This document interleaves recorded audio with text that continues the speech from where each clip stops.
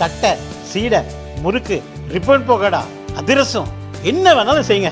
ஒரே ஒரு 5 லிட்டர் இதய மந்த்ரா கடல் எண்ணெய் பேக் ஒரு மாசம் முழுசுக்கும் அத்தனை சமையல முடிச்சு விடலாம். இதய மந்த்ரா. தானியங்களோட இயற்கை சத்தும் சுவையும் மாறாம மாவு அரைக்க பெஸ்ட் ஆனது அல்ட்ராவின் பேட்டன்ட் கோனிக்கல் ஸ்டோன்கள் மட்டும்தான். அல்ட்ரா என்றால் ஆரோக்கியம். இந்துக்களின் ஓட்டுகளை அறுவடை செய்ய ஆன்மீக வியூகம் வகுத்துள்ள அதிமுக பொதுச் செயலாளர் பழனிசாமி கோவில் கோவிலாக தரிசனம் செய்து வருவதாக கூறப்படுகிறது. தமிழகத்தில் சிறுபான்மையினர் ஓட்டுகள் மொத்தமாக திமுக அணிக்கு கிடைத்து வந்தன. இந்த தேர்தலில் நாம் தமிழர் கட்சி, தாவேக என அந்த ஓட்டுகள் சிதறும் நிலை ஏற்படும் வாய்ப்புள்ளது. எனவே பாஜகவுடன் கூட்டணி அமைத்துள்ள பழனிசாமி ஒட்டுமொத்த இந்துக்களின் ஓட்டுகளை வளைக்க ஆன்மீகத்தை வைத்து வியூகம் வகுத்துள்ளதாக அவரது கட்சியினர் கூறுகின்றனர்.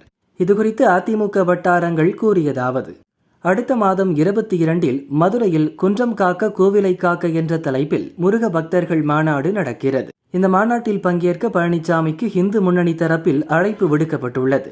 இதன் வாயிலாக ஒட்டுமொத்த இந்துக்களின் ஓட்டுகளை வளைத்து அதிமுக பாஜக கூட்டணியை வெற்றி பெற வைக்க முடியும் என பழனிசாமி கருதுகிறார்.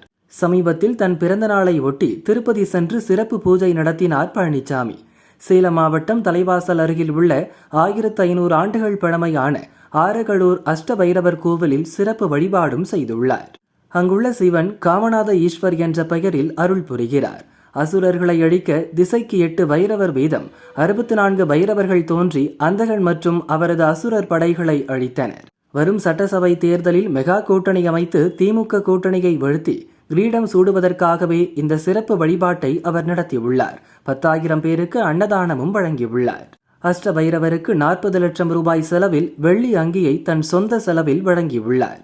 இந்த கோவிலை தொடர்ந்து மதுரை மீனாட்சியம்மன் கோவிலுக்கு உள்ளே ஜீவசமாதி அடைந்த எல்லாம் வல்ல சித்தரை வழிபட விரைவில் மதுரை செல்ல உள்ளார் என அதிமுக வட்டாரங்கள் கூறின.